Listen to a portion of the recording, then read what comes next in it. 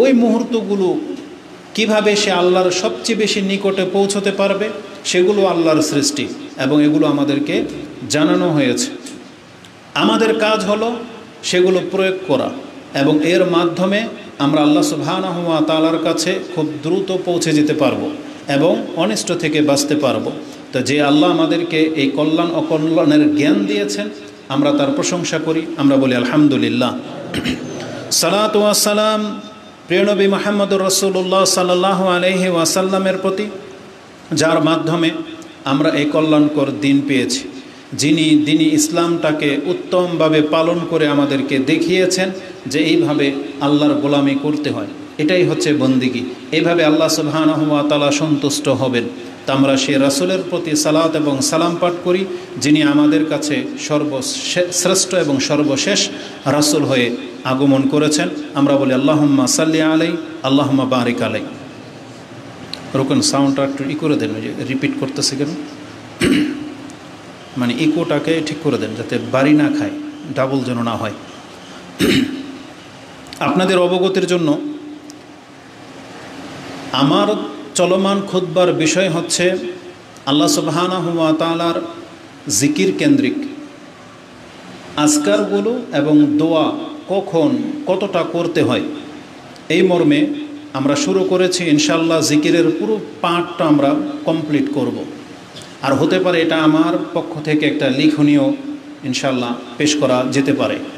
তা আমি ওইভাবেই চেষ্টা করতেছি। এই মর্মে যতগুলো কিতাব লেখা হয়েছে উত্তমভাবে আমাদেরকে নসিহা করা হয়েছে, তবে চেষ্টা করব আমি সহজভাবে সেটাকে আপনার কাছে ধারাবাহিক বা সিরিয়ালভাবে আপনার হাতে তুলে দেওয়ার। আল্লাহ যেন আমাদেরকে তৌফিক দান করে। এই মাকসাদ বা উদ্দেশ্য নিয়ে বক্তব্যগুলো আমরা সাজাচ্ছি। আমরা 4টা বক্তব্য করেছি। শুরু করেছি রাতের জিকির আজকার নিয়ে, যে সূর্য যখন ডুবে যায় তখন থেকে নিয়ে রাসূলুল্লাহ সাল্লাল্লাহু আলাইহি ওয়াসাল্লাম সূর্য ওঠা পর্যন্ত, মানে ফজরের সূর্য ওঠা পর্যন্ত এই রাতে তিনি কি করতেন, কিভাবে তার রাতটা পার হতো, কোন কোন বাক্যগুলো তিনি উচ্চারণ করতেন, এটা হচ্ছে আমাদের আলোচনার ধারাবাহিক বিষয়। এবং এটা স্টাডি করতে গিয়ে যেটা দেখলাম, সুবহানাল্লাহ, এই রাত আমাদের কাছে শুধুমাত্র একটা রাত, কিন্তু আল্লাহ সুবহানাহু ওয়া তাআলা এই রাতকে বহু উদ্দেশ্য নিয়ে সৃষ্টি করেছেন। এই রাত যেমন আমাদের বিশ্রামের জন্য, এ রাত যেমন আল্লাহর অন্যান্য সৃষ্টিদের বিচরণের জন্য, এ রাত অসংখ্য কল্যাণ অকল্যাণ নিয়ে পৃথিবীতে আসে। এবং এই রাতে আল্লাহ সুবহানাহু ওয়া তাআলা চেয়েছেন তার বান্দাদের মধ্য থেকে কতক বান্দা যেন আল্লাহর নিকটবর্তী হতে পারে, নৈকট্যবান বান্দা হতে পারে। তাই আল্লাহ রাতকে সেই উপযোগী করে সৃষ্টি করেছেন। তার মানে এ রাত শুধু দুনিয়ার ব্যস্ততা আর আপনি ঘুমিয়ে পড়ে থাকবেন এর জন্য আল্লাহ দেয়নি। আমি যখন বর্ণনাগুলো বলবো তখন আপনি বুঝতে পারবেন যেই রাতগুলো আমাদের জন্য এত কল্যাণকর আর সেগুলোকে আমরা কিভাবে হেলায় পার করে দিচ্ছি। তো এই বর্ণনাগুলো থেকে আমরা যেটা জেনেছি, রাত আমরা 3 ভাগে পাচ্ছি। সূর্য ডুবে যাওয়া থেকে বিছানায় যাওয়া পর্যন্ত, এটা একটা ধাপ। বিছানাতে আপনি ঘুম চলে আসা পর্যন্ত, এটা একটা ধাপ। আবার যখন আপনি বিছানা থেকে রাতে জাগবেন ফজর পর্যন্ত, এটা একটা ধাপ। এই 3 ধাপে রাসূলুল্লাহ সাল্লাল্লাহু আলাইহি ওয়াসাল্লাম থেকে একাধিক দোয়া এবং আজকার প্রমাণিত রয়েছে, যেগুলো রাসূলুল্লাহ সাল্লাল্লাহু আলাইহি ওয়াসাল্লাম প্রতি রাতে করতেন। এমন না যে কোনো রাতে, প্রতি রাতে করতেন। এটা তার ব্যক্তিগত আমল ছিল। গণনা করে দেখেছি 4টা খুতবা আমাদের হয়ে গেছে। তাতে বিনা বাড়াবাড়িতে বলতেছি, শুধু সহি বর্ণনাগুলো 22টা দোয়া আছে, যেটা মাগরিব থেকে নিয়ে বিছানায় ঘুমিয়ে যাওয়া পর্যন্ত রাসূল প্রতিদিন আমল করতেন। কয়টা? 22টা। কিন্তু আমরা কে কয়টা করি জানি না। কোরআন থেকে 8টা সূরার উপরে আমল হয় রাতে, কোরআন থেকে। মাগরিবের পর থেকে নিয়ে বিছানায় যাওয়া পর্যন্ত 8টা। বিছানায় যাওয়ার আগ পর্যন্ত আপনি আমল করবেন সূরা বাকারার শেষ 2টা আয়াত, সবাই জানে। এটা কিন্তু বিছানার দোয়া না, এটা রাতের দোয়া। তাহলে কোরআন থেকে একটা হলো সূরা বাকারার শেষ 2টা আয়াত। তারপরে রাসূলুল্লাহ সাল্লাল্লাহু আলাইহি ওয়াসাল্লাম সূরা বনী ইসরাইল পুরাটা পড়তেন। 17 নম্বর সূরা বনী ইসরাইল পুরো সূরাটা পড়ার প্রমাণ আছে। 3 নম্বরে সূরা সাজদা 32 নম্বর সূরা পড়ার প্রমাণ আছে। চতুর্থ সূরা জুমার 39 নম্বর সূরা পড়ার প্রমাণ আছে। পঞ্চম হচ্ছে সূরা মুলক, পুরাটা পড়ার প্রমাণ আছে। আর মুলকের ফজিলত আপনারা জানেন যে কবরের ফিতনা থেকে আপনাকে মুক্ত করা হবে।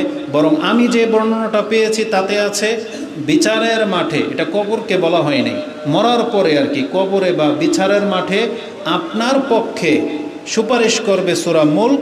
এবং সূরা মুলক আল্লাহর কাছে সুপারিশ এমনভাবে করবে যে আল্লাহ সূরা মুলকের সুপারিশটাকে মেনে নেবেন। যতক্ষণ পর্যন্ত আপনাকে ক্ষমা না করা হবে সূরা মুলক আপনার পক্ষে সুপারিশ করতেই থাকবে। তাহলে 5টা। 6 হলো সূরা ইখলাস। এই 6টা আপনি বিছানায় যাওয়ার আগেই পড়বেন, পড়া না হলে বিছানায় শুয়ে শুয়ে পড়েন। বর্ণগুলো এভাবে আসছে যে এই সূরাগুলো না পড়ে রাসূল সাল্লাল্লাহু আলাইহি ওয়াসাল্লাম ঘুমাতেন না। বলা হয় না এই বিছানায় পড়তেন, কিন্তু বলা হয়েছে যে রাতে এগুলো আমল না করে রাসূল সাল্লাল্লাহু আলাইহি ওয়াসাল্লাম শুইতে যেতেন না বা ঘুমাতেন না।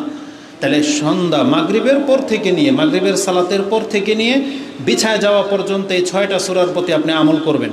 এখন আপনি বিছানায় যাবেন, বিছানায় গিয়ে আপনি আয়াতুল কুরসি পড়বেন, তাহলে কোরআন থেকে 7টা হলো। তারপরে বিছানায় গিয়ে আপনি সূরা কাফিরুন পড়বেন। সূরা কাফিরুন পড়লে রাসূল বলেছেন যেই ব্যক্তি সূরা কাফিরুন শেষ করে ঘুমাবে আল্লাহ তাকে শিরক থেকে মুক্ত করে দিবেন। এই বর্ণনাগুলো আমাদের দলিল সহ আলোচনা হয়ে গেছে। তাহলে 8টা পেলাম কোরআন থেকে। 9 নম্বরে আছে সূরা ফালাক, নাস, ইখলাস। এটা হচ্ছে বিছানার দোয়া। এটা 3 বার করে পড়ে আপনি থুতু দিবেন, মাথা থেকে নিয়ে মুখ, চেহারা, পুরাটা শরীর যতদূর পর্যন্ত যায় আপনি মাসাহা করবেন। এই যে সূরা পড়ে হাতে থুতু দিয়ে শরীরে যে মাসাহা করা, বলেন তো এই সারাদিনে এটা কখন করতে হয়? শুধু এই একবারই করতে হয় বিছানায়। এছাড়া নামাজের পরে যখন তখন দোয়া করে যে হাত মাসাহা করেন এটা ঠিক নয়, রাসূলুল্লাহ সাল্লাল্লাহু আলাইহি ওয়াসাল্লাম থেকে প্রমাণিত না। শুধু একবার রাসূল এটা করতেন, তাও কোথায়? বিছানায়। সূরা ইখলাস, ফালাক, নাস পড়ে থুতু দিবেন। এটাকে নাফাসাত বলে, ফু দিবেন না, ফু না, থুতু দিবেন। থুতু দিবেন, তাহলে মাথা থেকে যতটুক পর্যন্ত হাত যায় এটা একবার, এইভাবে 3 বার করবেন। তাহলে 9টা পেলাম আমরা কোরআন থেকে। তারপরে বিছানার দোয়াগুলো আপনি পড়বেন। বিসমিল্লাহ দিয়ে 4টা দোয়া আছে। আল্লাহুম্মা ফাতিরাস সামাওয়াতি ওয়াল আরদ। তারপরে আছে লা ইলাহা ইল্লাল্লাহু ওয়াহদাহু লা শারীকা লাহু লাহুল মুলকু ওয়া লাহুল হামদু ওয়া হুয়া আলা কুল্লি শাইইন কাদির। তারপরে 5টা বাক্য, লা হাওলা ওয়া লা কুওয়াতা ইল্লা বিল্লাহ, সুবহানাল্লাহি ওয়াল হামদুলিল্লাহি ওয়া লা ইলাহা ইল্লাল্লাহু আল্লাহু আকবার, এগুলো আছে। তারপরে আল্লাহুম্মা আনতাল আউয়ালু ফালাইসা কাবলাকা শাই ওয়া আনতাল বাতিনু ফালাইসা দুনাকা শাই, যে দোয়াটা আছে সেটা পড়বেন। আমরা এগুলো আলোচনা করেছি। এইভাবে প্রায় 22টা দোয়া আছে যেটা আপনি বিছানায় ঘুমানোর আগ পর্যন্ত আপনি পড়তে পারেন। আর যেটা আপনার জন্য সহজ সেটা হচ্ছে 33 বার সুবহানাল্লাহ, 33 বার আলহামদুলিল্লাহ, 34 বার আল্লাহু আকবার, 100 বার পুরা করা। আর সূরা ফালাক, নাস, ইখলাস এই 2টা মনে রাখবেন আজকে। আয়াতুল কুরসি 3টা, সূরা কাফিরুন 4টা। তাহলে এই 4টা আজকে এখান থেকে নিয়ে যান, আর বাকি বক্তব্যগুলো দেখে নাম্বার থেকে আপনি 22টা পুরা করে নেন। আজকের বক্তব্য হলো, এটা হচ্ছে ঘুমানোর আগে, মানে ঘুমিয়ে গেছেন, এখন রাত্রে জাগবেন, জেগে কি করবেন? আজকের খুতবার বিষয় হচ্ছে যখন আপনার ঘুম ভাঙবে বা রাতে আপনি জাগবেন, এখন আপনি কি করবেন, এটা হচ্ছে আজকের খুতবার বিষয়। এটা এমন একটা সময় আমরা এসেছি, আপনি কোরআন হাদিস চর্চা করলে দেখবেন আপনার জীবনের 24 ঘন্টার মধ্যে যদি কম্পেয়ার করেন তাহলে সব থেকে দামি সময় হচ্ছে এই যখন একজন ব্যক্তি ঘুম থেকে, বিছানা থেকে উঠে ফজরের আগে, রাতের শেষ তৃতীয়াংশে। যদি আপনি ফজরের আধা ঘন্টা আগে উঠতে পারেন তাহলে এটা হবে আপনার জীবনের সবচেয়ে মূল্যবান সময়। আর এই সময়টাতে জেগে যাওয়া প্রত্যেকটা মুমিনের কর্তব্য বা দায়িত্ব। যদি এটা আমাদের অধিকাংশ মানুষের চরিত্রের সাথে যায় না, আমরা এত বেশি পাপী হয়ে গেছি যে সেই তৌফিক আমাদের হচ্ছে না। তবে জেনে নেন, আমি যেটা স্টাডি করে দেখলাম, ধিক্কার হয় নিজের উপরে যে আমরা জানি যে এই সময়টা হচ্ছে একটা মুসলিমের জন্য সবচেয়ে দামি সময়। আপনাকে আমি বুঝাইতে পারবো না যে এই দামি সময়টা কত দিক থেকে। আসুন দুই একটা বর্ণনা আমরা আপনাকে শোনাই। আল্লাহ সুবহানাহু ওয়া তাআলা বলেছেন, মুমিন যারা, তাদের একটা গুণই হলো তারা শেষ রাত্রে বিছানা থেকে ভয়ে উঠে যায়। মানে মুমিন যারা আল্লাহর প্রতি বিশ্বাসী, পরকালে বিশ্বাসী, এই ব্যক্তি সারা রাত বিছানায় শুয়ে কাটিয়ে দিবে। আল্লাহ বলছেন না, এটা মুমিনদের গুণ না। মুমিনদের গুণ হলো তারা রাতে বিছানা ছেড়ে দিবে আল্লাহর ভয়ে, অথবা আল্লাহর কাছে পাওয়ার আশায়। কারণ যে আল্লাহর প্রতি সে ঈমান এনেছে, এই আল্লাহর কাছ থেকে পাওয়ার অনেক কিছু আছে। আর সেই সময়টাই হলো ফজরের আগে, যেটাকে আমরা তাহাজ্জুদের সময় বলি বা রাতের শেষ অংশে বলি। আল্লাহ বলেছেন, তাতাজাফা জুনুবুহুম আনিল মাদাজি' ইয়াদউনা রাব্বাহুম খাউফান ওয়া তামাআ ওয়া মিম্মা রাযাকনাহুম ইউনফিকুন। মুমিনদের গুণ হলো তারা রাতের শেষাংশে বা রাতে বিছানা থেকে তাদের দেহ আলাদা করে ফেলে। খাউফা ওয়া তামা, তারা আল্লাহকে ডাকবে ভীতির সাথে এবং প্রত্যাশার সাথে, এই জন্য তারা বিছানা ছেড়ে দেয়। এটা মুমিনদের গুণ বলা হয়েছে, যেটা আপনি সূরা সাজদা 32 নম্বর সূরার 12 নম্বর 16 নম্বর আয়াতে পেয়ে যাবেন। এবং আল্লাহ বলেছেন, ও মিম্মা রাযাকনাহুম ইউনফিকুন। আর মুমিনদের একটা গুণ হলো তারা তাদের রিজিক থেকে খরচ করে থাকে, তার মানে জাকাত দেয়, দান সাদকা করে। এটা হচ্ছে মুমিনদের গুণ। তার মানে ইবাদতের মধ্যে, রাতে নফল ইবাদতের মধ্যে সালাতের গুরুত্ব সবথেকে বেশি, আর অর্থ ইবাদতের মধ্যে দান সাদকা খরচ করার প্রতি সবচেয়ে বেশি ইঙ্গিত দেওয়া হয়েছে। যেগুলো আল্লাহকে সন্তুষ্ট করে দেয়, যেগুলো আল্লাহর রাগকে ঠান্ডা করে দেয়, যেগুলো জান্নাতের নিকটবর্তী করার ইবাদত, যেগুলো আপনাকে জাহান্নাম থেকে বাঁচিয়ে দিতে পারে, এর মধ্যে আর্থিক ইবাদতের মধ্যে দান সাদাকা আর নফল রাতের সালাত, এটা অত্যন্ত উপযোগী। তা আল্লাহ বলেছেন এই সময়টা হলো বিছানা থেকে পিঠকে আলাদা করে নেওয়ার সময়, এটা মুমিনদের গুণ। দ্বিতীয়ত, এই সময়টা মর্যাদা এমন যে রাসূল বলেছেন আল্লাহ সুবহানাহু ওয়া তাআলা প্রত্যেক রাতের শেষ অংশে তিনি প্রথম আকাশে, দুনিয়ার আকাশে নাজিল হন। আর ওই বর্ণনা আপনারা জানেন, বুখারী মুসলিমের হাদিসে রয়েছে। রাসূল সাল্লাম বলেছেন, ইয়ানজিলু রাব্বুনা তাবারাকা ওয়া তাআলা ফি কুল্লি লাইলাতিন ইলা সামাঈদ দুনিয়া হিনা ইয়াবকা সুলুসুল লাইলিল আখিরা। আল্লাহ সুবহানাহু ওয়া তাআলা তিনি নাজিল হন প্রথম আকাশে প্রত্যেক রাতে। কখন? হিনা ইয়াবকা সুলুসুল লাইলিল আখিরা, যখন রাতের তিন ভাগের এক ভাগ বাকি থাকে। তার মানে 2 ভাগ পার হয়ে যাওয়ার পরে রাতের শেষ ভাগে আল্লাহ সুবহানাহু ওয়া তাআলা পৃথিবীর অত্যন্ত নিকটে তিনি নাজিল হন শব্দটা আছে। কিভাবে সেটা আল্লাহ ভালো জানে। নাজিল হয়ে আল্লাহ কি বলেন, মানে আল্লাহ নিকটে আপনাকে দিতে চাচ্ছেন, নৈকট্য দিতে চাচ্ছেন পুরো পৃথিবীবাসীকে, এবং বলে ওয়াকুল ফায়াকুল, তিনি বলেন মাইয়াদউনি, কে আছো আমাকে ডাকবে, ফা আস্তাজিবা লাহু, আমি তার ডাকে এখন সাড়া দেব। আল্লাহ বলছেন তুমি আমাকে ডাকবা, আমি তোমার ডাকে আজকে সাড়া দেব। কে আছো? মাই ইয়াসআলুনি ফাউতিয়াহু, কে আছো আমার কাছে কিছু চাইবে, আমি তাকে যেটা চাইবে সেটা দেব।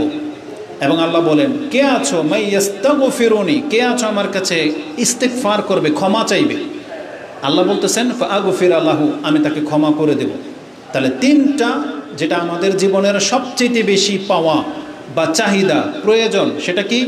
আল্লাহকে ডাকা। বিপদে আমরা পড়ি, অনেক পেরেশানিতে আছে, আল্লাহকে ডাকতে হবে। আল্লাহ বলেছেন আমি শুনবো। আল্লাহ বলেছেন কে আছো, এছাড়া কি চাইবা, তোমার কি ইচ্ছা সেটা আমি তোমাকে দেব। আর সবচেয়ে বড় বিষয় হচ্ছে ক্ষমা চাওয়া, কারণ আমাদের পাপ বেশি, আমাদেরকে আল্লাহ ছাড়ার কে ক্ষমা করবে? আল্লাহ বলেছেন অমাইয়াগফিরু যুনুবা ইল্লাল্লাহ, কে আছে তোমার পাপকে আল্লাহ ছাড়া ক্ষমা করতে পারে? তা আমাদের পাপ ক্ষমা করতে পারে একমাত্র আল্লাহ। এই জন্য আল্লাহ বলেছেন মাইয়াস্তাগফিরুনি, কে আছো আমার কাছে ক্ষমা চাইবে, আমি তোমাকে ক্ষমা করে দেব। আর এই সময়টা কখন? শেষ রাত্রে, ফজরের পূর্ব মুহূর্তে, আগের সময়টা। এটা বুখারী মুসলিমে পেয়ে যাবেন, হাদিস 6321, মুসলিমে হাদিসটি 1657-তে রয়েছে। এই হাদিসকে কেন্দ্র করে আরেকটা হাদিস পেলাম, আল্লাহ যে শুধু দুনিয়ার নিকটে হন তা না, বরং উদ্দেশ্য হলো আল্লাহর কিছু বান্দাদেরকে আল্লাহ নৈকট্য দিতে চান, মানে কিছু বান্দাদেরকে আল্লাহ নিজের সান্নিধ্যে নিতে চান। ওটা বান্দাকে কেন্দ্র করে আল্লাহ প্রথম আকাশে আসে, এটার বর্ণনা আছে। যেই বর্ণনাটা আপনি তিরমিজিতে পেয়ে যাবেন। আমর ইবনু আবাসা তিনি বলেন আন্নাহু সামিয়া আন-নবী সাল্লাল্লাহু আলাইহি ওয়াসাল্লাম ইয়াকুল আকরাবু, বর্ণনাটা খুব ভালো করে শোনেন, এই হাদিসটা হয়তো এর আগে আপনি শোনেন নাই। রাসূল বলেছেন আকরাবু মা ইয়াকুনুর রাব্বু মিনাল আবদি ফি জৌফিল লাইলিল আখিরা।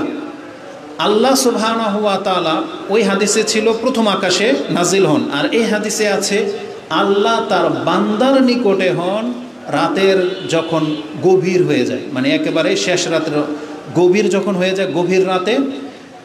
ফি জৌফিল লাইলিল আখির, মানে অন্ধকার রাতের একবারে শেষ অংশে আল্লাহ তার বান্দার নিকটে হন, তার বান্দার নিকটে হন। এবং বলেন, তারপর রাসূল বলেছেন এই কথাটা, ফা ইন ইসতাতাত আন তাকুনা মিম্মা ইয়াযকুরুল্লাহা ফি তিলকা সাআ ফাকুন। এবার আমাদেরকে বলতেছেন রাসূলুল্লাহ সাল্লাল্লাহু আলাইহি সাল্লাম, তুমি যদি সেই ব্যক্তি হতে পারে তাহলে হও। কোন ব্যক্তি? যারা শেষ রাতে উঠে আল্লাহকে স্মরণ করে জিকির করে, তুমি তাদের একজন হওয়ার চেষ্টা করো। আল্লাহ বলতেছেন ফামানিস্তাতা, তোমাদের মধ্যে যার দ্বারা সম্ভব, আইয়াকুনা মিম্মা ইয়াযকুরুল্লাহা ফি যালিকা সা, ওই সময়টাতে উঠে যারা আল্লাহকে ডাকে তুমি তাদের মতো একজন হওয়ার চেষ্টা করো, সম্ভব হলে হও। এটা রাসূলুল্লাহ সাল্লাল্লাহু আলাইহি সাল্লাম আমাদেরকে বলেছেন। তার মানে আমাদেরকে ইঙ্গিত করা হয়েছে আমরা যেন রাসূলুল্লাহ সাল্লাল্লাহু আলাইহি সাল্লাম, আবু বকর, ওমর, ওসমান, সাহাবা একরামদের মতো হই, কারণ তারাই ছিলেন যারা এই সময় উঠে আল্লাহকে ডাকতেন, এই সময় উঠে তাহাজ্জুদ করতেন, এই সময় উঠে আল্লাহর জিকির করতেন। এই হাদিসটি ইমাম তিরমিজি কোট করেছেন, 3579 পেয়ে যাবেন।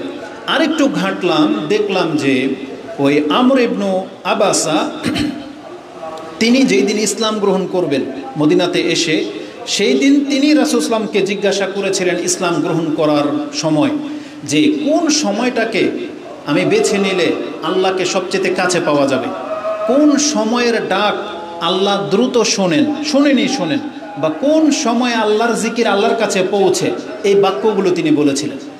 তখন তাকে রাসূলুল্লাহ সাল্লাল্লাহু আলাইহি সাল্লাম এই উপদেশগুলো দিয়েছিলেন।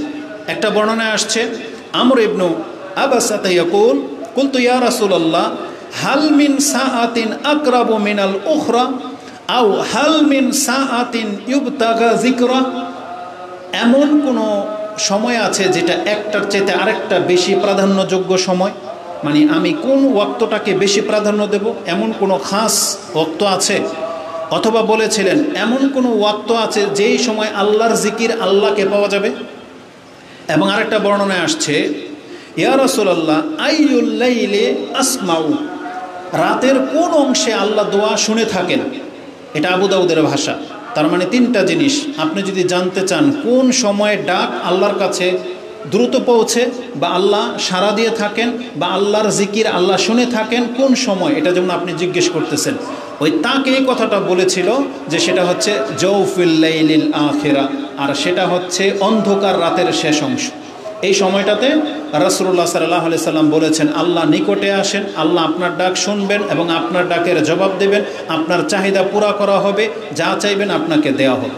তাহলে এই বর্ণনাগুলোর মধ্যে সেই কথাটা আছে। এবং রাসূলুল্লাহ সাল্লাল্লাহু আলাইহি সাল্লাম তাকে এই উপদেশও দিয়েছিলেন, ফাসাল্লি মা শিতা, ওই সময় উঠে তুমি যেভাবে আল্লাহকে ডাকবা, জিকির করবা, পারলে তুমি ওই সময় যতটা পারো সালাত আদায় করবে। কেন? ফা ইন্না সালাতা মাহদুরাতুন ওয়া মাশহুদাতুন, আরেকবার আসছে মাকতুবাতুন, ইলা তুলুইশ শামস, এই সময় থেকে নিয়ে শুরু করে ফজরের ওয়াক্ত এবং সূর্য উদিত হওয়ার পূর্ব মুহূর্ত পর্যন্ত এই সময়টাতে প্রথম ডিউটির ফেরেশতারা উপস্থিত থাকে। তুমি যখন নামাজে দাঁড়াইবা তোমার সাথে তারাও দাঁড়াবে, কাউন্ট করবে, লিখবে, এবং তারা সাক্ষী থাকবে যে এই বান্দা রাতের এতটা থেকে নামাজ পড়তে পড়তে ফজরও পড়েছে, একবারে সূর্য ওঠা পর্যন্ত সে ইবাদতেই লিপিবদ্ধ ছিল। এটা ফেরেশতা সাক্ষী হয়ে লিখিত এবং সেও অংশ নেয়। মাহদুরাতুন, মাকতুবাতুন, মাশহুদাতুন বলা হয়েছে। সে সাক্ষী থাকে, উপস্থিত থাকে, এবং সে লিখিত নেয় যে এই বান্দা এই সময় জেগে সালাতরত অবস্থায় ছিল। রাসূলুল্লাহ সাল্লাল্লাহু আলাইহি সাল্লাম থেকে এটা বলা হয়েছে। তাহলে রাতের শেষ অংশে যখন আপনি ঘুম থেকে জাগবেন চেষ্টা করবেন, এই সময়টার গুরুত্ব এত। দ্বিতীয় গুরুত্ব হলো এই সময়টাতে দোয়া কবুল হয়, এটা আপনারা জানেন, কিন্তু আমি অন্য একটা সেন্সে এই হাদিসটাকে পেশ করব। সেটা হচ্ছে, গত পর্বে আমরা বলেছিলাম কিছু মানুষের মর্যাদা এমন, যেমন যারা রমজান মাসের সিয়াম রাখেন তাদের মর্যাদা হলো এরপরে যে কোনো মাসে যদি আপনি 3টা সিয়াম রাখেন, প্রত্যেক মাসের যে কোনো দিন 3টা যদি পুরা করেন, তাহলে আপনার আমলনামার মধ্যে লেখা হবে এই ব্যক্তি সারা বছর সিয়াম পালনকারী ব্যক্তি। যেমন যারা ফজর মানে ফরজ নামাজ আদায় করে, ফরজ নামাজ যারা আদায় করবে তাদের ওই আয়াতুল কুরসি জান্নাতে যাওয়ার সার্টিফিকেট, 12 রাকাত সুন্নত নফল নামাজ তাদেরকে জান্নাতে ঘর দেওয়ার পুরস্কার হিসেবে তাদেরকে দেওয়া হয়। কাদের জন্য? যারা 5 ওয়াক্ত নামাজ পড়ে।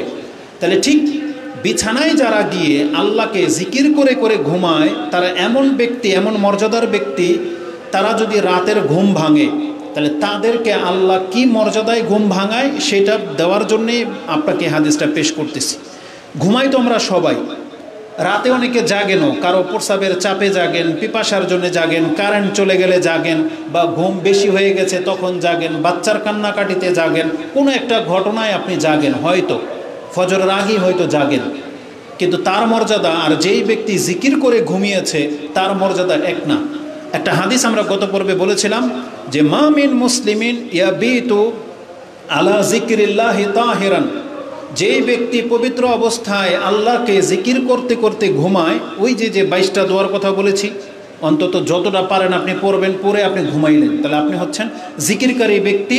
জিকির করে করে আপনি ঘুমাইলেন, আপনার মর্যাদা সম্পর্কে রাসূলুল্লাহ সাল্লাল্লাহু আলাইহি সাল্লাম বলেছেন ফায়াতাআররা মিনাল লাইল, এখন সে যখন রাতে উঠবে তখন তার মর্যাদা হলো ফায়াসআলুল্লাহ খায়রাম মিনাল আমরিদ দুনিয়া ওয়াল আখিরা ইল্লা আতাহু ইয়াহু। সে যেহেতু জিকির করে ঘুমিয়েছিল, এখন রাতে যখনই সে জাগবে আর সে যদি এখন আল্লাহর কাছে দুনিয়া এবং পরকালের যে কোনো কল্যাণকর কিছু চায়, ইল্লা আতাহু, আল্লাহ তাকে দিয়ে দিবেন।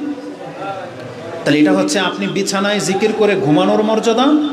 আর আপনার মর্যাদা এমন, যখনই ঘুম ভাঙবে তখন যদি আপনি আল্লাহর কাছে কিছু চান, আপনার সাথে ওয়াদা করা হচ্ছে যেটা আল্লাহ আপনাকে দিবেন।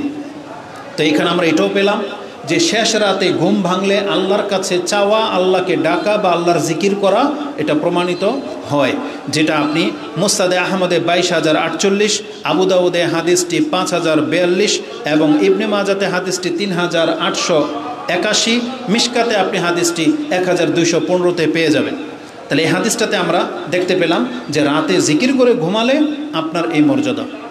শেষ রাতে বা যখন কারো ঘুম ভাঙে, সাথে সাথে যদি আপনি আল্লাহকে স্মরণ করেন, তাহলে আপনাকে কি বলা হয়েছে, যা চাইবেন তা দেওয়া হবে।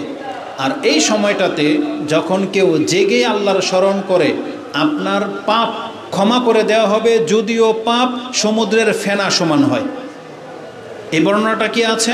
আনাবি হুরায়রাতা আন্না রাসূলুল্লাহ সাল্লাল্লাহু আলাইহি ওয়াসাল্লাম قال ইয়াকিদু শাইতান। আচ্ছা, ওই হাদিসটা বলা হয়নি, ওটা হচ্ছে ওটা দোয়ার মধ্যে বলবো। এখন আরেকটা হাদিস চলে আসছে, যেটা হলো আজকে আমরা সারাদিন এই যে মুসলিম হওয়া সত্ত্বেও ইবাদতে মন লাগে না, বা আমাদের জীবনটা অলস, অন্তরটা মরে গেছে, অনীহা বা স্পৃহা নাই, বা আমাদের মধ্যে উদ্দীপনা নাই, যেটা বোঝায় মানে ইবাদত করার ক্ষেত্রে আমাদের অ্যাক্টিভিটি নাই, যেটা আপনি বোঝেন। অনেকে বলে যে আমার নামাজ পড়তে ভালো লাগে না, বা ইবাদতের দিকে তেমন কোনো মন ঝোঁকে না, মসজিদে আসেন না বা কোরআন পড়েন না। এটারও মূল কারণ ওই রাত। এই যে রাত্রে যে আমরা শয়তানের মতন পড়ে থাকি, ঘুমাই, এটাই হলো আমাদের জীবনের সবচেয়ে খারাপ হওয়ার মূল কারণ। আমাদের অলসতাটা এই জন্যই আসে যেহেতু রাতে আমরা আল্লাহকে ভুলে যাই। একটা হাদিস আপনাকে স্মরণ রাখা উচিত। রাসূলুল্লাহ সাল্লাল্লাহু আলাইহি সাল্লাম বলেছেন, ইয়াকিদু শাইতানু আলা কাফিয়াতি রাসি আহাদিকুম ইযা হুয়া নাম সালাসা উকদাতিন ইয়াদরিবু কুল্লা উকদাতিন আলাইকা লাইলুন তাওয়িল ফারকুদ। রাসূলুল্লাহ সাল্লাল্লাহু আলাইহি সাল্লাম বলেছেন, তোমরা যখন বিছানায় শুইতে আসো তখন তোমাদের প্রত্যেকের সাথে এটা ঘটে, শয়তান তোমার মাথার সামনে এসে 3টা গিরা লাগিয়ে তোমার উপরে ছেড়ে দেয়। 3টা গিরাতে কি লেখা থাকে? যে রাত অনেক লম্বা, তুমি ঘুমাও। ওই যে আমরা যেন ফজরের আগে উঠতে না পারি, এই জন্য শয়তান ঘুমানোর সময়ে এসে আমাদের ব্রেনের উপরে, মানে মাথার উপরে যেহেতু বলা হয়েছে, ব্রেনের উপরেও 3টা গিরা লাগিয়ে দেয় যে রাত অনেক লম্বা, তুমি ঘুমাও। এই গিরা খুব মারাত্মক জিনিস। রাসূলুল্লাহ সাল্লাল্লাহু আলাইহি সাল্লাম বলেছেন, এইটা আপনি কোনো মেডিসিন দিয়ে খুলতে পারবেন না, কোনো ঝাড়ফুঁককারীর ঝাড়ফুঁক দিয়ে এটা খুলবে না, কোনো ট্রিটমেন্ট এটা খুলবে না। এটা খুলতে গেলে আপনাকে সে পদক্ষেপ নিতে হবে। এটার জন্য কোনো ওঝা ওই হুজুরের দরকার নাই, আপনার দরকার। সেটা কি? রাসূলুল্লাহ সাল্লাল্লাহু আলাইহি সাল্লাম বলেছেন, ইস্তাইকাযা ফাযাকারাল্লাহ, যখন সে জাগে, সে যদি আল্লাহর জিকির করে, ফারকুত ফাইন ইস্তাইকাযা ফাযাকারাল্লাহ ইন হাল্লাত উকদাতুন, যখনই কারো ঘুম ভাঙবে তখনই যদি সে আল্লাহকে স্মরণ করে, সাথে সাথে তার একটা গিরা খুলে যায়। ঘুমানোর সময় শয়তান 3টা গিরা দিয়েছিল, আর আপনি ঘুমানোর পরেই যদি উঠে আগে আল্লাহকে স্মরণ করেন, জিকির করেন, তাহলে প্রথম গিরাটা খুলে যাবে। তাহলে ঘুমানোর পরে যে দোয়া, সেটা আপনারা জানেন, একটু পরেই বলবো। যে দোয়াগুলো আছে, যে কোনো একটা বাক্য বললেই আপনার এই গিরাটা খুলে যাবে। ইন হাল্লাত উকদাতুন ফাইন তাওয়াদ্দা, আর যদি ওই সময় উঠে সে ওযু করে, ইন হাল্লাত উকদাতুন, ওযু করলে আরেকটা গিরা খুলে যাবে। ফাইন সাল্লা ইন হাল্লাত উকদাতুন, আর যদি উঠে 2 রাকাত নামাজ পড়ে, তাহলে 3টা গিরা খুলে যাবে।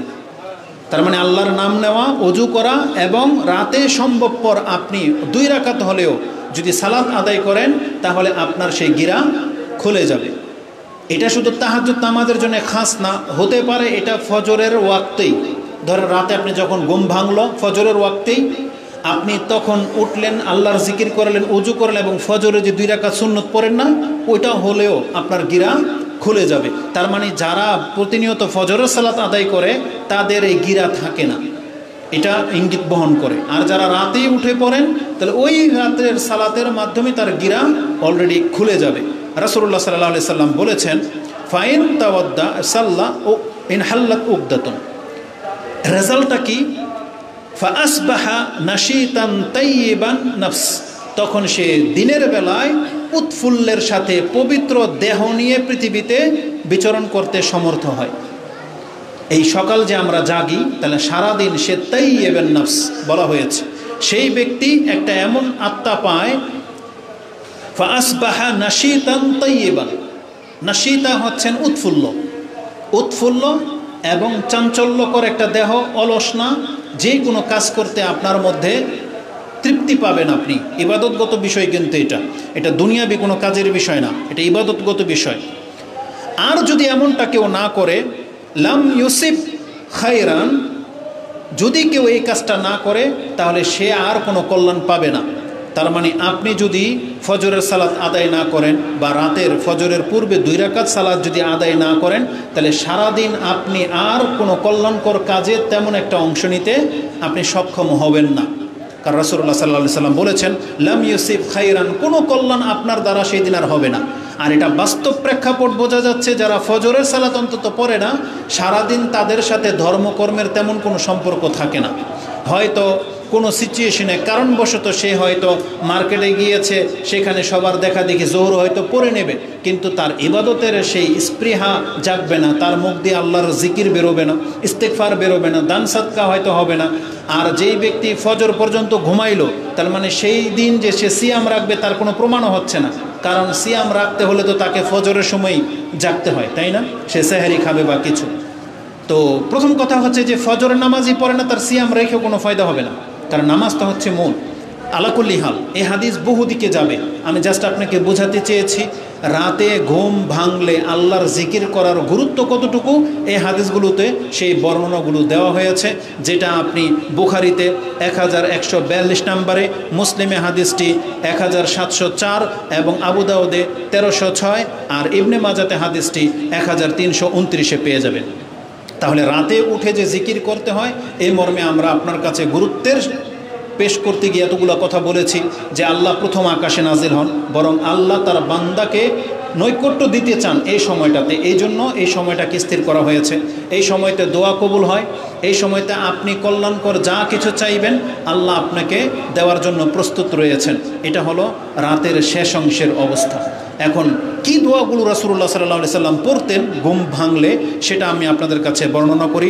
রাসূলুল্লাহ সাল্লাল্লাহু আলাইহি ওয়াসাল্লাম থেকে বর্ণনা করা হয়েছে, এটা ওবাদা ইবনে সামিত তিনি বলেন, আনিন নবী সাল্লাল্লাহু আলাইহি ওয়াসাল্লাম, ওই যে একটু আগেই বলেছি, ঘুম ভাঙার পরে কেউ যদি আল্লাহকে স্মরণ করে তার পাপগুলো মাফ করে দিবে। ওই হাদিসটা তখন বলতে চেয়েছিলাম, এখন বলি। সেটা হচ্ছে, মান তাআররা মিনাল লাইলি, যখন কোনো ব্যক্তি রাতে জাগে ওঠে, হিনা ইয়াস্তাইকাযা, যখন সে বিছানা ছাড়বে, ঘুম ভাঙবে, ফাকাল লা ইলাহা ইল্লাল্লাহু ওয়াহদাহু লা শারীকা লাহু লাহুল মুলকু ওয়া লাহুল হামদু ওয়া হুয়া আলা কুল্লি শাইইন কাদির, সুবহানাল্লাহি ওয়াল হামদুলিল্লাহি ওয়া লা ইলাহা ইল্লাল্লাহু আল্লাহু আকবার ওয়া লা হাওলা ওয়া লা কুওয়াতা ইল্লা বিল্লাহ। এই কথাগুলো যদি আপনি বলেন, আপনার মর্যাদা হয়ে যাবে এমন। রাসূল বলেছেন সুম্মা কাল, তারপরে যদি সে বলে আল্লাহুম্মা গফিরলি, আল্লাহ আমাকে ক্ষমা করে দাও, রাসূল বলেছেন সাথে সাথে তাকে ক্ষমা করে দেওয়া হবে। এই বাক্যগুলো বলার পর আর যদি আও দা, অথবা ক্ষমা না চেয়ে যা আপনি চাইবেন, আও সেটা তাকে দেওয়া হবে, উস্তুজিবালা ফাইন তাওয়াদ্দা, আর এটা বলার পরে যদি আপনি ওযু করেন, ওয়াসাল্লা কুবিলাত সালাতুহু, তা আর ওই সময় যদি আপনি ওযু করে 2 রাকাত নামাজ পড়েন, তো রাসূল বলেছেন তার এই নামাজ কবুল করে নেওয়া হবে। তার মানে এই সময়টা এতটা গুরুত্বপূর্ণ যে ঘুম ভাঙার পরে আপনি আল্লাহর জিকির করবেন, ওযু করে যদি সালাত পড়েন, রাসূল বলেছেন এই সালাত তার কবুলযোগ্য সালাত হয়ে যাবে, মানে আল্লাহ এই 2 রাকাত নামাজ তার কবুল করে নেবেন। আল্লাহ যদি 2 রাকাত নামাজ কবুল করে নেন, এটার ব্যাপারটা কিন্তু খুব সেন্সিটিভ। আপনি এর ব্যাখ্যা পেয়ে যাবেন সূরা মায়েদার একটা আয়াতে, যেখানে হাবিল আর কাবিলের ঘটনা রয়েছে। মায়েদাতে তো আছে যে 2 জনই কুরবানি করেছিল, আল্লাহ একজনেরটা কবুল করেছিলেন আর একটা কবুল করেননি। আল্লাহ কি বলেছেন, ইন্নামা ইয়াতাকাব্বালুল্লাহু মিনাল মুত্তাকিন, আল্লাহ মুত্তাকিনটা কবুল করে। ওই আয়াতের তাফসিরে গেলে কিছু কথা পাবেন যে আল্লাহ যদি কারো কাছ থেকে কবুল করেন তাদের মর্যাদা কি। একজন তাবি, তার নামটা আমার মনে নাই, ওই আয়াতের তাফসিরে পেয়ে যাবেন, তিনি বলেছিলেন যে আমি যদি জানতে পারতাম যে আল্লাহ আমার কাছ থেকে 1 মুঠ কিছু কবুল করেছেন, মানে একটা খেজুর পরিমাণ কোনো কিছু কবুল করেছেন, এই সংবাদটা যদি আমাকে কেউ দিতে পারত, এই দুনিয়া এবং দুনিয়ার সমস্ত সম্পত্তি হাসিল করার চেয়েও এই কথাটা আমার কাছে বেশি মূল্যবান হতো। কেন বলেছেন এই কথা? কারণ আল্লাহ বলেছেন ইন্নামা ইয়াতাকাব্বালুল্লাহু মিনাল মুত্তাকিন, আল্লাহ মুত্তাকিনটা কবুল করে থাকে। আর আপনার আমার যদি কোনো কিছু কবুল হয়ে যায়, মানে প্রমাণ হয়ে যাবে আমি আর আপনি কি মুত্তাকি। আর আল্লাহ কি বলেছেন, উইদ্দাত লিল মুত্তাকিন, আমি জান্নাতকে প্রস্তুত করেছি কাদের জন্য? মুত্তাকিদের জন্য। তার মানে জান্নাতকে প্রস্তুত করা হয়েছে মুত্তাকিদের জন্য। আর আল্লাহ বলেছেন আমি মুত্তাকিটাই কবুল করে থাকি। আর রাসূল বলেছেন যদি রাতের শেষ অংশে উঠে ওযু করে কেউ যদি 2 রাকাত সালাত আদায় করে, আল্লাহ তার এই 2 রাকাত সালাত কবুল করে নেবেন। তার মানে এই 2 রাকাত সালাত আপনাকে জান্নাতের সুসংবাদ দিচ্ছে। ব্যাপারটা অনেক বড়। তাহলে ওই হাদিসে কি আছে যে যদি সে রাতে উঠে আল্লাহর জিকির করে তার গিরা খুলে যায়, তো কি জিকির করবেন আপনি? এখানে এই হাদিসে সেটা আছে। সেটা কি? লা ইলাহা ইল্লাল্লাহু ওয়াহদাহু লা শারীকা লাহু লাহুল মুলকু ওয়া লাহুল হামদু ওয়া হুয়া আলা কুল্লি শাইইন কাদির। এটার সাথে 5টা বাক্য, যেটা দিয়ে শুরু করেন না কেন, আলহামদুলিল্লাহ শুরু করতে পারেন, সুবহানাল্লাহ দিয়ে শুরু করতে পারেন, লা হাওলা ওয়া লা কুওয়াতা ইল্লা বিল্লাহ দিয়েও শুরু করতে পারেন। কারণ এটার প্রত্যেকটা বর্ণনা আমি দেখেছি বুখারী, মুসলিমে, আবু দাউদে, প্রত্যেকটাতে কোনোটাতে লা হাওলা ওয়া লা কুওয়াতা ইল্লা বিল্লাহ দিয়ে শুরু হয়েছে, কোনোটাতে আলহামদুলিল্লাহ দিয়ে শুরু হয়েছে, কোনোটাতে সুবহানাল্লাহ দিয়ে শুরু হয়েছে। সহজ হচ্ছে আপনি বলবেন সুবহানাল্লাহি ওয়াল হামদুলিল্লাহি ওয়া লা ইলাহা ইল্লাল্লাহু আল্লাহু আকবার। এবার বলার পরে আপনি এবার যা চাইবেন চান, ক্ষমা চাইলে চান, নামাজ পড়লে পড়েন, সন্তান চাইবেন চান, যেহেতু বলা হয়েছে যা চাইবেন আপনাকে তা দেওয়া হবে। তাহলে রাতে ঘুম ভাঙলে প্রথম যে দোয়াটা পড়তে হবে সেটা আমরা পেয়ে গেলাম। এটা মুখস্থ করবেন। এই জন্য এই দোয়াটা আপনার কয়েক জায়গায় লাগবে, যেমন ঘুমাতে গেলেও লাগবে, ঘুম থেকে জাগলেও লাগবে। এই দোয়াটা 2 জায়গায় প্রমাণ আছে। দ্বিতীয় দোয়া যেটা আপনি ঘুম থেকে উঠে বলবেন সেটা হচ্ছে আলহামদুলিল্লাহিল্লাযী আহইয়ানা বাদা মা আমাতানা ওয়া ইলাইহিন নুশুর। এটা সবাই জানেন, এটা বুখারী মুসলিমের হাদিসে রয়েছে। এটা বারা ইবনে আযিব এবং হুযায়ফা রাদিয়াল্লাহু তাআলা আনহু থেকে ইমাম বুখারী এবং মুসলিম কোট করেছেন যে রাসূলুল্লাহ সাল্লাল্লাহু আলাইহি ওয়াসাল্লাম ইযাস্তাইকাযা, যখন রাতে ঘুম থেকে জাগতেন তখন বলতেন আলহামদুলিল্লাহিল্লাযী আহইয়ানা বাদা মা আমাতানা ওয়া ইলাইহিন নুশুর। আমি সেই সত্তার প্রশংসা করতেছি যিনি আমাদেরকে মৃত্যুর পর আবার জীবিত করে দিলেন, ওয়া ইলাইহিন নুশুর, আর আমাদেরকে তার কাছেই হাসর করা হবে, মানে জমা করা হবে। এটা রাসূলুল্লাহ সাল্লাল্লাহু আলাইহি সাল্লাম বলতেন, যেটা বুখারী এবং মুসলিমে রয়েছে। মুসলিমে হাদিসটি 6780, বুখারীতে হাদিসটি 6312, আহমদে 18603 এবং হিজনুল মুসলিমে 1 নম্বর দোয়া হিসেবে পাবেন। ঘুমানোর যে দোয়া আছে সেখানে 1 নম্বর দোয়া হিসেবে রয়েছে। 3 নম্বর দোয়া যেটা আপনি ঘুম থেকে জেগে পড়বেন সেটা হচ্ছে আনাবি হুরায়রাতা আন্না রাসূলুল্লাহ সাল্লাল্লাহু আলাইহি ওয়াসাল্লাম قال فإذا استيقظ فليقول, যখন তোমাদের কারো ঘুম ভাঙবে তখন তোমরা বলবে আলহামদুলিল্লাহিল্লাযী আফানি ফি জাসাদি, সেই সত্তার প্রশংসা যিনি আমার দেহটাকে মুক্ত করে দিলেন। আফানি ফি জাসাদি তার মানে আমার দেহে আমার আত্মাটাকে ফিরিয়ে দিলেন। ফি জাসাদি ওয়ারাদ্দা আলাইয়া রুহি, এবং আমার রুহুটাকে আমার দেহের মধ্যে ফিরিয়ে দিলেন। তার মানে প্রথম অংশের দোয়ার মানে হলো যে আপনি বলতেছেন আলহামদুলিল্লাহিল্লাযী আফানি ফি জাসাদি। আপনারা হয়তো জানেন অনেকে ঘুম থেকে ওঠার পর তার কোনো না কোনো সাইড প্যারালাইজড হয়ে যায়। এটা বিভিন্ন রোগের কারণে হয়। নার্ভে যাদের সমস্যা আছে, ঘুম থেকে ওঠার পরে দেখবেন আপনার এই হাত হিলাইতে পারতেছেন না, এই পা অবশ হয়ে গেছে বা মুখ বাঁকা হয়ে গেছে। যাদের সাথে এটা ঘটে, কিন্তু আমাদের সাথে এটা ঘটে নাই, ঘটেছে। তার মানে আপনাকে বলতে হয়তো আলহামদুলিল্লাহিল্লাযী আফানি ফি জাসাদি, আল্লাহর প্রশংসা যে আমার দেহটাকে আবার সুস্থ করে দিলেন, তাই না? ওয়া রাদ্দা আলাইয়া রুহি, এবং আমার রুহটাকে আমার দেহে আবার ফেরত দিলেন। ওয়া আজিনা লি বিজিকিরি, এবং আমাকে আবার অনুমতি দিয়ে দিলেন যাতে করে আমি আল্লাহর স্মরণ করতে পারি। তাহলে আল্লাহর বান্দাদের এই অনুভূতি থাকতে হবে যে যেই তৌফিকটা আমি পেয়ে গেছি এটা এর জন্য আল্লাহর প্রশংসা, যে আল্লাহ আমাকে আবার আজকের ইবাদতের জন্য আমাকে জাগিয়ে দিলেন। এই কথাগুলো হয়তো জাস্ট আপনার কাছে একটা বর্ণনা, কিন্তু এই মুহূর্তে আমার যেটা ফিল হচ্ছে, সুবহানাল্লাহ, রাসূল সাল্লাল্লাহু আলাইহি ওয়াসাল্লামের সেই হাদিসটা মনে পড়তেছে। রাসূল বলেছিলেন, বিচারের মাঠে আপনি দেখতে পাবেন, রাসূল বলেছেন এই পৃথিবীতে যাদেরকে বয়স দেওয়া হয়েছে সবাই ধরেন 60 বছর পেয়েছেন, সবাই সৎ, সবাই জান্নাতি। এখন সবাই যখন জান্নাতি, সবাই এ গ্রেডের লোক, সেখানে আপনি অন্যের চাইতে কিভাবে বেড়ে যাবেন জানেন? কম্পেয়ার করা হবে আপনি কতদিন বেঁচে ছিলেন। সবাই ধরেন 60 বছর, 6 ঘন্টা 5 সেকেন্ড। ওই 5 সেকেন্ডে যার একটা সুবহানাল্লাহ বেশি, সে আপনার চাইতে 1 ধাপ আগে বেড়ে যাবে। মানে আমি এটা আপনাকে জাস্ট রিয়েলাইজ করতে চাচ্ছি, যার জীবনের আমল নামায় 2 রাকাত নামাজ বেশি, সে 1 ধাপ আগে বেড়ে যাবে। যার একটা সুবহানাল্লাহ, বললাম না, 1 টাকা দান বেশি বা একটা সুবহানাল্লাহ বেশি বা একটা ভালো কাজ বেশি, সে তার আগের ভাইয়ের চাইতে 1 ধাপ আগে বেড়ে যাবে। আর 1 ধাপ কতটুকু জানেন? একটা পৃথিবীর সমান। মানে একটা জান্নাত, মানে যেই জান্নাতের পরিধি হলো এই জমিন থেকে আকাশ যত দূর তত, একটা জান্নাত আগে আপনি বেড়ে যাবেন। শুধু 1 মুহূর্তে যদি কোনো মুসলিম পৃথিবীতে বেঁচে থাকে, তার ইবাদতের মূল্য এতটা। কিন্তু আমরা মুসলিমরা সেই সময়কে আমরা কদর করি না, এটা হচ্ছে আমাদের ব্যর্থতা। এই বর্মে অনেকগুলো বর্ণনা আছে যে একটা হাদিস তো স্পষ্ট আছে যে একজন শহীদের আগে তার আরেক বন্ধু যে 1 সপ্তাহ বা 1 বছর পরে মারা গিয়েছিল, সেই ব্যক্তিকে জান্নাতে আগে ডাকা হয়েছে। সাহাবী আশ্চর্য হয়ে গেছেন যে শহীদের আগে তাকে কেন ডাকা হলো। তখন রাসূল বলেছিলেন, এই ব্যক্তি দুইজনেই জিহাদে অংশ নিয়েছিল, একজন শহীদ হয়ে গেছে, একজন শহীদ হয়নি। আল্লাহ তাকে 1 বছর বাঁচিয়ে রেখেছেন। সে কি সালাত পড়ে নাই? বলছে পড়েছে। সে কি সিয়াম রাখে নাই? বলেছে রেখেছে।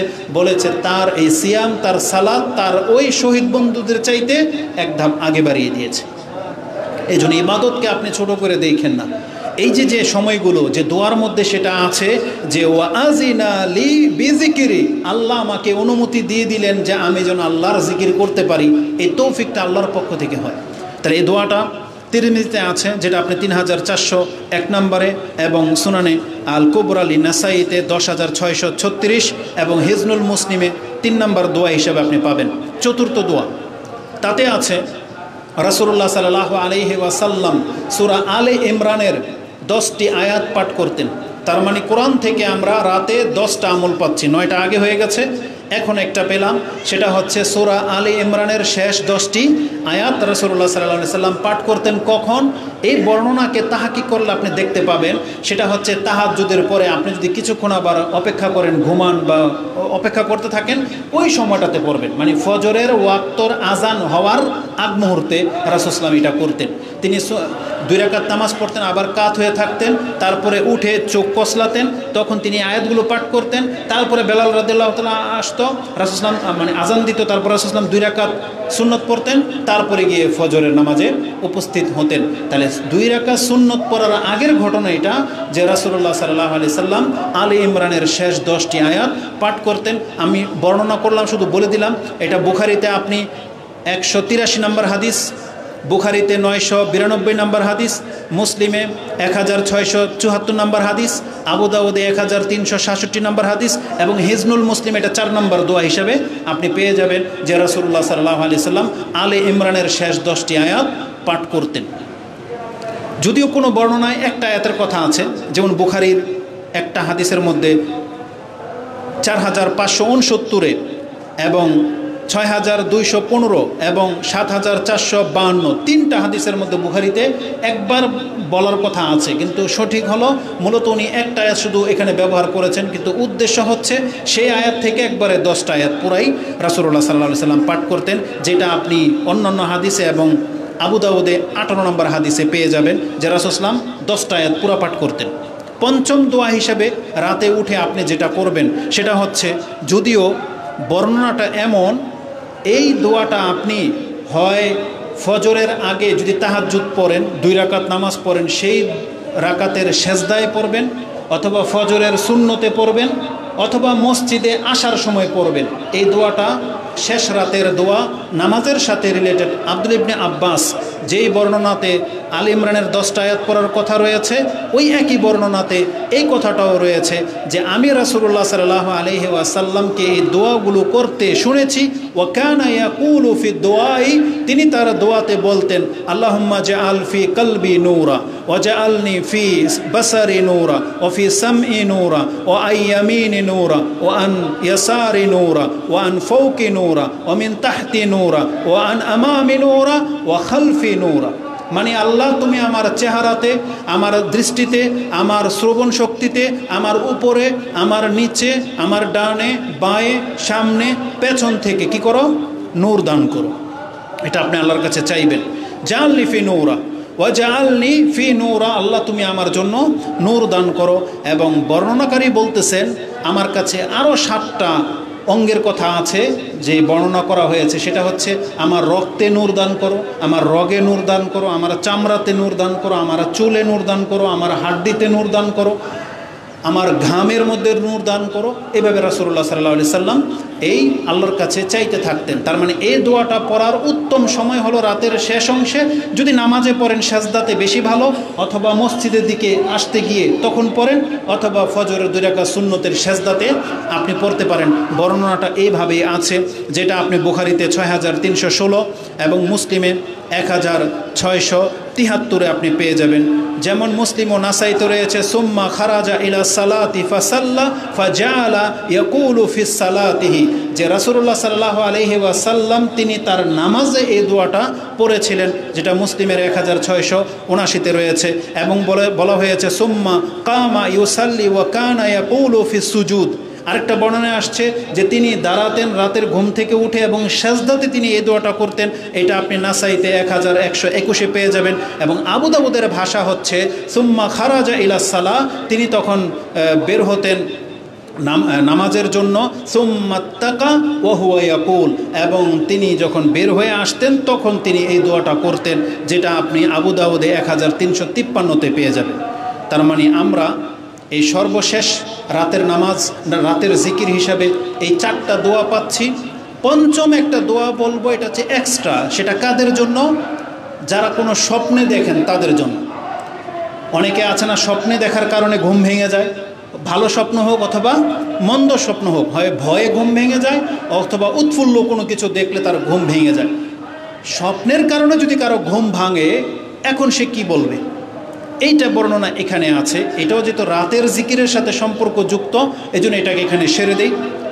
রাসূলুল্লাহ সাল্লাল্লাহু আলাইহি ওয়াসাল্লাম বলেছেন, আন আবি সাঈদ খুদরি আন্নাহু সামিআ নবী সাল্লাল্লাহু আলাইহি ওয়াসাল্লাম ইয়াকুল, ইযা রাআ আহাদুকুম রুয়ান ইউহিব্বুহা, কেউ যদি এমন কোনো স্বপ্ন দেখে যেটা তাকে আনন্দিত করেছে বা সে পছন্দ করলো এমন কিছু, ফাইন্নামা হিয়া মিনাল্লাহ, তাহলে এটা হচ্ছে আল্লাহর পক্ষ থেকে।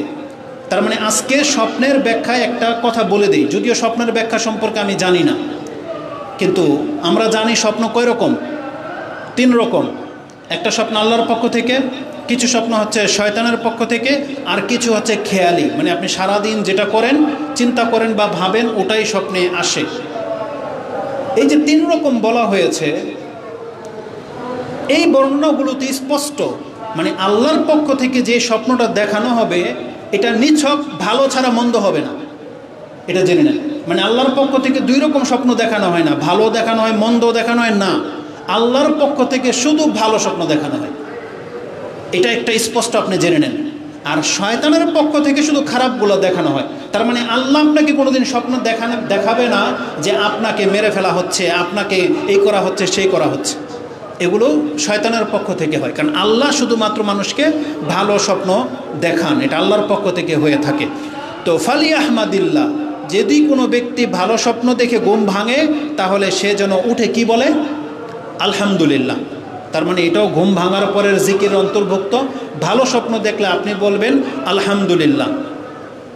ওয়ালিউ হাদ্দিস বিহা, আর আপনি স্বপ্ন বয়ান করতে পারবেন, মানে আপনার পরিচিত সবার কাছে না, যাকে আপনি সবচেয়ে ভালোবাসেন বা যে আপনার হিতাকাঙ্ক্ষী, যে আপনার ক্ষতি করবে না, আপনি এই স্বপ্নটা তাকে বলতে পারেন। কিন্তু আপনার কোনো ভালো স্বপ্ন যদি যাকে তাকে বলেন, যারা হিংসুক, যারা আপনার শত্রু, তারা আপনাকে নিয়ে নিন্দা করবে বা আপনাকে প্ল্যান করবে। আপনার মনে আছে ইউসুফ আলাইহিস সালামের ঘটনা? তার বাবাকে যখন বলেছিল যে ইয়া আবাতি ইন্নী রাআফিল মানাম আরাফিল মানাম, যে আমি ঘুমে দেখেছি যে চাঁদ সূর্য এবং 11টা তারা আমাকে সেজদা করতেছে, ভালো স্বপ্ন।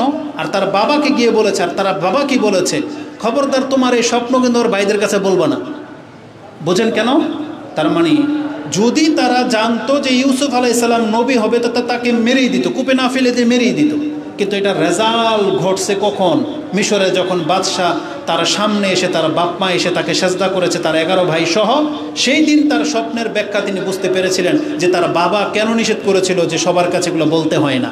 তার মানে বোঝা যাচ্ছে যে আপনি স্বপ্নে কিছু পেয়েছেন বা আপনার সাথে কিছু ভালো কিছু হবে, আপনি এটা আপনার প্রিয়জন ছাড়া আর কারো কাছে বলবেন না, রাসূল নিষেধ করেছেন।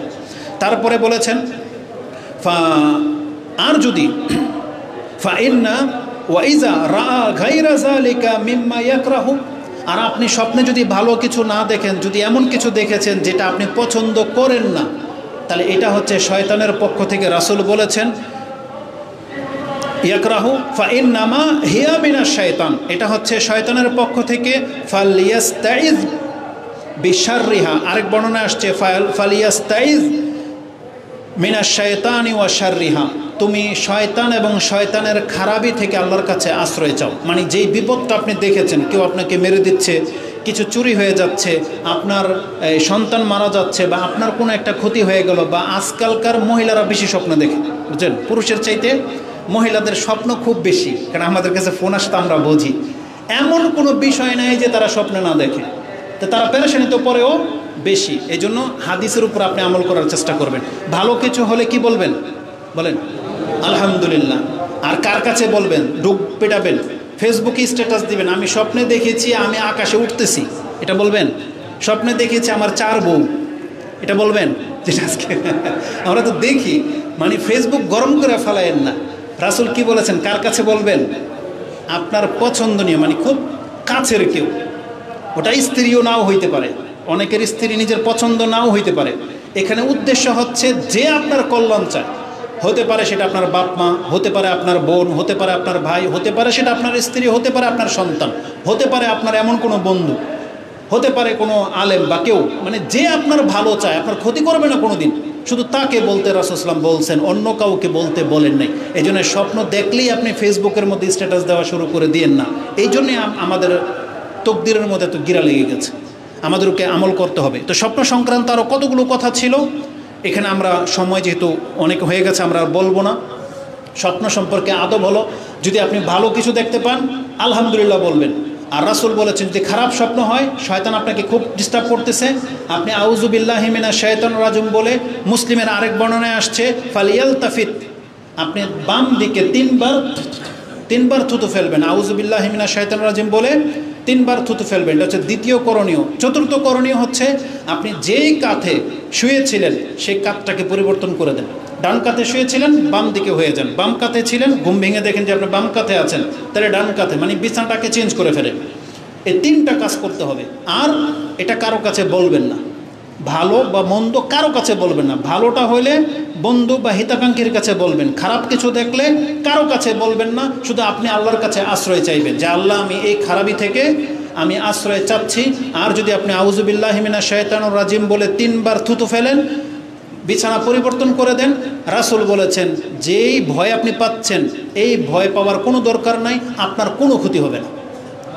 এটা যে শয়তান আপনাকে ক্ষতি করতে চেয়েছিল কোনো ক্ষতি হবে না। কোনো জাদুটোনার ব্যাপার হলে সেটাও আপনার উপরে অ্যাটাক হবে না। সাহাবী বলতেছেন অথবা তাবিঈ বর্ণনাকারী হাদিসের, যেই দিন থেকে বর্ণনা আমি শুনেছি আমি মাঝে মাঝে এমন স্বপ্ন দেখতাম যে আমার কাছে পাহাড় তুলে ধরা হচ্ছে, মানে আমি চেপটা হয়ে যাব। এই কথা শোনার পরে আমি এগুলোর কোনো পরবাই করি না। তার মানে এখন কত বড় ভয়ঙ্কর স্বপ্ন শয়তান আমাকে দেখাক, আমি এটাকে পরবা করি না, আমি এটার উপর আমল করি। আউযুবিল্লাহি মিনাশ শাইতানির রাজিম বলেন 3 বার থুতু ফেলি বাম দিকে, তারপরে বিছানা পরিবর্তন হয়ে শুয়ে যান। আর কারো কাছে কিছু বলার প্রয়োজন নাই, তাহলে এই ক্ষতি আপনাকে কোনোভাবে স্পর্শ করবে না। আল্লাহ আমাদেরকে বোঝার এবং সে অনুযায়ী আমল করার তৌফিক দান করুন। তার মানে এই পর্যায়ে আমরা রাতের জিকিরগুলোকে কমপ্লিট করেছি। ওই পর্বগুলো আপনারা শুনলে ওখানে 22টা ছিল, আর আজকে 4টার স্বপ্নটা সহ 5টা আমরা ব্যক্ত করেছি। তার মানে প্রায় 30টা দোয়ার মতো এ রাতে আমল করার মতন ব্যাপার আছে। কিন্তু মুসলিম হিসেবে আমরা এগুলোর কোনো পরবয় করি না, বরং আমরা আছি দুনিয়াবি সমস্ত রকমের ফিতনা ফাসাদ নিয়ে, যেগুলো আমাদের সাথে আমলি সম্পর্ক সেগুলোর থেকে আমরা দূরে না। এমনটা হওয়া উচিত না। অবশ্যই আমাদেরকে আমাদের শিক্ষা মোতাবেক আমল করা উচিত। আর এই সব বক্তব্যগুলো কথাকে যদি আপনি মূল্যায়ন করতে না পারেন, সেটা আমার ব্যর্থতা না, এটা হবে আপনাদের ব্যর্থতা। কারণ আমাদের কাজ হচ্ছে যেটা জানবো সেটা জানানো, আর যখনই যেটা জানলাম সেটা নিজে আমল করতে হবে এবং আপনাকেও আমল করতে আমরা ডাকবো। আপনিও আমল করবেন, আপনিও আরেকজনকে আমল করতে বলবেন। এইভাবে মানুষ মুসলিম হয়, এইভাবে আল্লাহর বান্দা হয়, এইভাবে আমরা আল্লাহর নৈকট্যবান বান্দা হতে পারি। আর এগুলোই আমাদের কবরে যাবে, এগুলি আমাদেরকে কিয়া বিচারের মাঠে কাজে আসবে, আর এগুলোই আমাদেরকে জান্নাতে সুউচ্চ মাকাম হাসিল করার তৌফিক দেবে। আকুলু লিকাউলি হাযা আস্তাগফিরুল্লাহ লি ওয়া লাকুম ওয়া লিসাইরিল মুসলিমিন ফাস্তাগফিরু ইন্নাহু হুয়াল গফুরুর রহিম।